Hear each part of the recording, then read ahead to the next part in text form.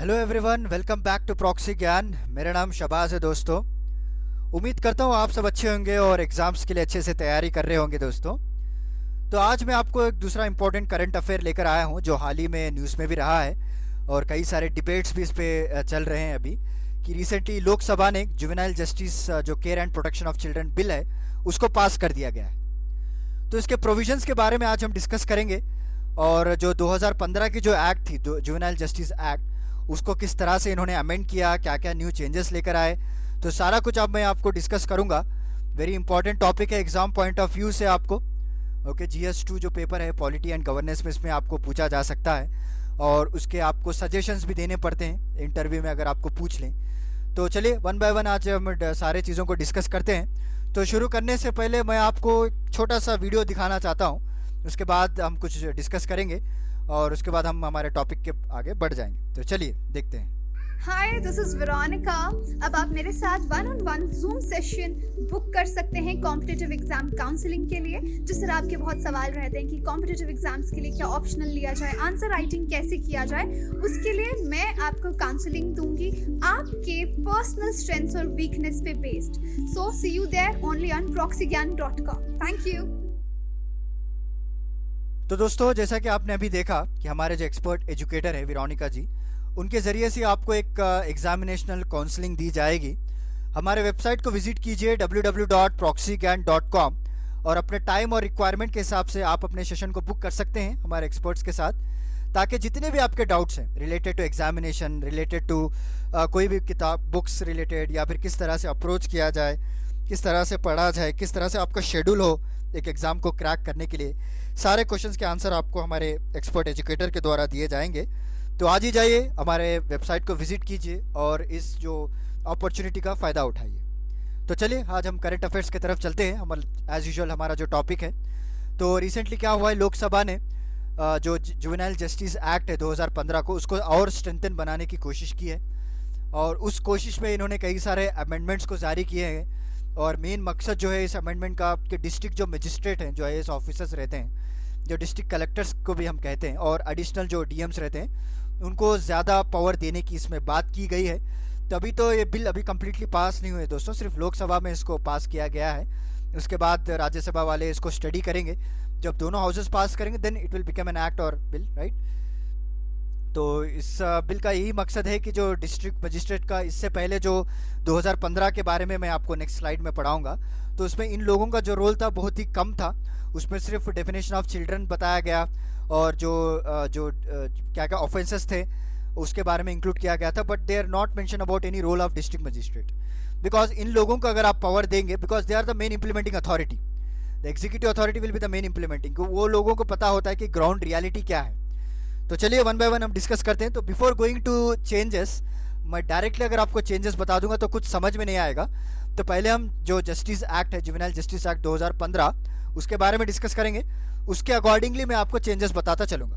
Okay, तो चलिए। तो बेसिकली जो 2000 एक्ट था उसको इन्होंने रिप्लेस किया गया है जुवेनाइल जस्टिस एक्ट 2015, और इसमें ये बताया गया है कि जो भी 16 से लेकर 18 साल के जो बच्चे रहते हैं, तो उनको एक कोई भी अगर हीनियस ऑफेंस करे, नॉट छोटे मोटे नहीं, कोई बड़े क्राइम, मर्डर, रेप, ऐसे केसेस को इनको अडल्ट की तरह ही ट्रीट किया जाएगा। This is very important. क्यों कहा गया है इसको, आपको तो पता है, एक फेमस केस जो हुआ था निर्भया केस, क्योंकि उसमें कई सारे जो चिल्ड्रन थे, राइट, कई सारे, जो एक बच्चा भी था उसमें, तो he was trying under the juvenile act. तो उसको ओवरकम करने के लिए जो अडल्ट की तरह ट्रीट करने के लिए इन्होंने एक क्लॉज को ऐड कर दिया गया था जुवेनाइल जस्टिस एक्ट 2015। तो जब भी मैं इस एक्ट के बारे में बात करता हूँ, निर्भया एक्ट के बारे में, तो मेरे तो जो है बदन पे रोंगटे खड़े हो जाते हैं, राइट। उस वक्त हम लोग भी थे वहाँ पे दिल्ली में, तो हर वक्त वही न्यूज़ थी, हर जो दिल्ली में जो धरने, जो कैंडल लाइट्स जो जलाए गए थे, तो we will also participate in that. तो okay, let it B.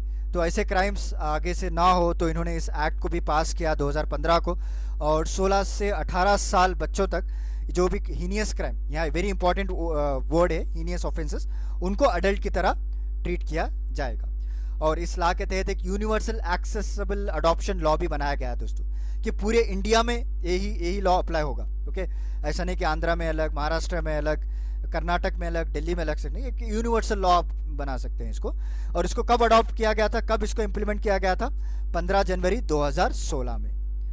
This that is very important. Okay, कई बार आपको एग्जामिनेशन में इम्प्लीमेंटिंग डेट भी पूछ लेता है। Okay, if you are going for any SSC JE GK questions, या फिर एसएससी में जो कई बार मैंने देखा है क्वेश्चन पेपर, और स्टेट एग्जाम में भी मैंने एक बार देखा था, तो he ask about implementing agency, implementing time also, date also. तो क्या क्या प्रोविजंस है 2015 के एक्ट के, ये बारे में डिस्कस कर लेते हैं। तो पहला इन्होंने बताया change in the nomenclature. Okay, तो पहले 2015 से पहले जो जुवेनाइल का वर्ड यूज़ किया जाता था, अब now they have converted into the child और child in conflict with the law. Okay, तो नाम के बदलने से जो है कई सारे रूल्स एंड रेगुलेशन बदल जाते हैं। देखिए दोस्तों, मेरा मानना ये है कि कोई भी स्कीम ले लीजिए आप, कोई भी लॉ ले लीजिए, कोई भी बिल ले लीजिए, वहाँ पे आप पहले फोकस कीजिएगा डेफिनेशन के ऊपर। सो डेफिनेशन क्या कह रहा है, उसके बेसिस पे आपको उसके बेनिफिट्स हो या फिर उसके ड्रॉबैक्स आपको वहीं पे पता चल जाते हैं। Okay, so definition plays very important role. कई लोगों का ये कहना है कि भाई स्कीम के बारे में है तो उसके बारे में पढ़ ले। आप सपोज गवर्नमेंट स्कीम ले लीजिए आप, कि गरीब लोगों को जो है 15,000 रुपये दिए जाएंगे, जस्ट एग्जाम्पल के तौर पर बता रहा हूँ। ओके, बट किन लोगों को दिए जाएंगे, कौन सी उसमें कैटेगरी आएगी, राइट, क्या क्या कंडीशंस होने चाहिए, ये सारा कुछ आपको डेफिनेशन में मेंशन किया जाता है। If you qualify the definition then you qualify the scheme also. तो कोई भी अगर प्रोविजन पढ़ें आप, कोई भी बिल पढ़ें, कोई भी एक्ट पढ़ें, कोई भी स्कीम पढ़ें, तो पहले आप उसके डेफिनेशन को याद कर लीजिए, ओके, उसके एलिजिबिलिटी क्राइटेरिया को। तो इसी तरह इन्होंने नॉमेनक्लेचर को भी बदल दिया। पहले जुवेनाइल मतलब उनको सिर्फ काउंसलिंग दी जाती थी। ओके, चाहे वो हीनियस ऑफेंसेस भी कर लिए जाए, या फिर कोई भी कर लिए, मर्डर कर लिया जाए, रेप कर लिया जाए, सिर्फ उनको काउंसलिंग सेशन में रखा जाता था। उनको टीचर जिस तरह से स्कूल आके पढ़ाती थी, फिर वापस उनको छोड़ दिया जाता था। तो ऐसा नहीं, अभी जो उनको नॉमेनक्लेचर भी बदला गया है। ओके, क्योंकि एक नेगेटिव कनोटेशंस जो है डेवलप कर रहा था इस जुवेनाइल वर्ड की वजह से, और कई सारे डेफिनेशंस भी लोग ऐड किए गए, जैसे ऑर्फन चिल्ड्रन हो गया, या कोई अबैंडन चिल्ड्रन, या सरेंडर चिल्ड्रन। तो इन लोगों के द्वारा भी कोई सीरियस क्राइम कर सकते हैं ना। ऐसा नहीं है कि कोई प्रॉपर गार्डियन हो या उनके कोई रिलेटिव्स हो, उसका चिल्ड्रन ही कोई ऑफेंस करे, ऐसा नहीं। ऑर्फन चिल्ड्रन हो सकते हैं, अबैंडन चिल्ड्रन, उनके हाथों से भी कई सारे बड़े बड़े टेररिस्ट एक्टिविटीज़ भी किए जा रहे हैं आजकल। Okay, we should not go in that deep. Okay, we will stick to our current affairs. तो उसको भी इन्होंने इंक्लूड किया है। नेक्स्ट एक स्पेशल प्रोविजन भी बनाया गया था दोस्तों फॉर हीनियस ऑफेंसेस के लिए। तो जो जस्टिस जुवेनाइल एक्ट जो है 2015 में, इसमें सेक्शन 15 को अगर आप देखेंगे तो वहाँ पे इन्होंने क्लियरली मेंशन किया है कि 16 और 18 साल के बच्चों को चिल्ड्रन की तरह इनको ट्रीट किया जाएगा, जो कि मैंने आपको पहले स्लाइड में ही बता दिया था, और निर्भया केस के बारे में मैं आपको बताया था। उसके बाद इसको जो है इंक्लूड किया गया है। उसके बाद पेनल्टीज़ भी इन्होंने लगाई। कई सारे जो नार्कोटिक सब्सटेंसेस बच्चों को दिए जाते हैं, उनका बेचना खरीदना चलता है। Child labour, okay, that clause is not included here, very important. Okay, abduction और selling of child has been prescribed, वो भी। सो मैंडेटरी रजिस्ट्रेशन बनाया गया है चाइल्ड केयर इंस्टीट्यूशन का। ओके, तो पेनल्टीज लगाए गए। नेक्स्ट आपको मैंडेटरी रजिस्ट्रेशन भी बनाया गया। और उसके बाद एक जुवेनाइल जस्टिस बोर्ड मैंडेटरी है हर स्टेट पे, या फिर सेंट्रल लेवल में, या हर डिस्ट्रिक्ट में। ओके, और उसके जो मेंबर कमिटीज़ हैं वहाँ पे एटलीस्ट 1 वुमेन का रहना बहुत ज़रूरी है दोस्तों। ओके, सो इसलिए अगर आप देखे होंगे तो हर डिस्ट्रिक्ट में आपको इस जुवेनाइल बोर्ड देखने को मिलता है। और इन्होंने अडॉप्शन रिलेटेड क्लॉजेस को भी बनाया है। एक सेंट्रल अडॉप्शन रिसोर्स अथॉरिटी है, जिसको इन्होंने स्टैट्यूटरी स्टेटस ही दे दिया। तो गवर्नमेंट चुपके ही नहीं देती दोस्तों कोई भी अथॉरिटी को एक statutory status. Okay, if the government is giving any statutory status to any body, then it plays a very very very important role in the society. Okay, ताकि अपने फंक्शंस को अच्छे से इफेक्टिव कर पाएँ। और इस एक्ट के तहत जो अडॉप्शन का केस है, जो भी कोई अडॉप्ट करना चाहता है, तो it entirely based upon the court order. जब तक एक जो कोई adoption of child is not final on the issuance of the adoption order by the court, तब तक आप इसको अडॉप्ट नहीं कर सकते। और प्रेजेंटली 629 अडॉप्शन केसेस जो है पेंडिंग भी है सारे कोर्ट्स में। Okay, they are still going on, they are verifying their background and all, everything they are going to check, then they will tell the particular guardian to adopt them. That is very different matter to go in that. Okay, तो provisions ये रहे। और last जो provision है, उन्होंने inclusion of new offences को भी इसमें डाला गया है। Sales and procurement of children, जो अभी हमने पढ़ा, इलीगल अडॉप्शन कई लोग कर लेते हैं, एंड उसके बाद इलीगल अडॉप्शन करने के बाद उनके हाथ से कई सारे ऑफेंसेस को भी किया जा सकता है। ओके, सारे चीज़ों के लिए, इसलिए कोर्ट इंटरफेयर कर रहा है इन सब चीज़ों के लिए। ओके, और जैसे मैंने आपको बताया, use of child by militant groups, जो टेररिस्ट एक्टिविटीज़ भी ये लोग करते हैं इनके हाथ से।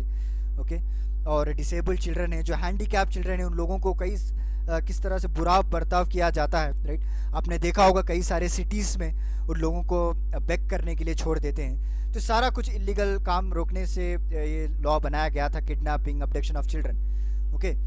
तो चाइल्ड लेबर इसमें इंक्लूड नहीं किया गया है, very important point to be note, okay. मैं आपको नेक्स्ट जो नया अमेंडमेंट लाया गया उसमें उसको डाला गया है। तो this is about the juvenile justice act 2015। उम्मीद है आपको क्लियर हो गया होगा। अगर इसके बाद अब चलते हैं हम क्या क्या चेंजेस किए गए, अभी आपको एक आइडिया आ जाएगा, ओके। तो इसमें क्या बताया गया, पहली बार more powers to the DM. DM माने डिस्ट्रिक्ट मजिस्ट्रेट, तो उनको ज़्यादातर पावर्स इसमें दिए गए हैं। और हर डिस्ट्रिक्ट में आपको एक चाइल्ड प्रोटेक्शन यूनिट खोला जाएगा जो कि डायरेक्टली कंट्रोल रहेगा डीएम के अंदर, ओके। सो डीएम इसको मॉनिटर करेगा, उसके प्रॉपर रिपोर्ट्स को निकालेगा, उसको इम्प्लीमेंट करेगा। और कई सारे स्कीम्स भी आते होंगे बच्चों के लिए, वो भी इम्प्लीमेंट करने का इसी का काम है। और दूसरा जो पावर है, एवेल्युएटिंग द शेल्टर होम्स। अगर किसी बच्चों को जो अबैंडन चिल्ड्रंस हैं, जो ऑर्फन चिल्ड्रंस हैं, उनको कोई शेल्टर होम बनाना चाहता है, तो first of all he has to register under the JJ act, okay, juvenile justice act under particular state. और before giving to the approval, DM has to personally check their capacity and conduct a background check, okay. So DM का काम ये है, district magistrate या फिर ADM जो हम कहते हैं, उसका काम ये है कि पहले तो देखिए ऐसे ही परमिशन दी जाती थी, उसके अंदर कई सारे जो अबनॉर्मल एक्टिविटीज़ कैरी आउट किए जा रहे थे और इलीगल एक्टिविटीज़ जो कैरी आउट किए रहे थे, उसके तहत इन्होंने ये भी स्ट्रिक्ट कर दिया गया है। तो प्रॉपर जो इस हाउस का जो इस्टेब्लिश कर रहा है, उसकी बैकग्राउंड चेक की जाएगी, क्या उसका कोई क्रिमिनल बैकग्राउंड है, क्या उसके किसी के साथ ताल्लुकात हैं, ओके। और किस जगह पे ये शेल्टर होम लगाया जा रहा है, क्या आसपास उसके प्रॉपर फैसिलिटीज़ है या नहीं, विद इन सब मीटर्स, ओके। वहाँ पे आपको मेडिकल होना चाहिए, हॉस्पिटल होना चाहिए in case of emergency, okay.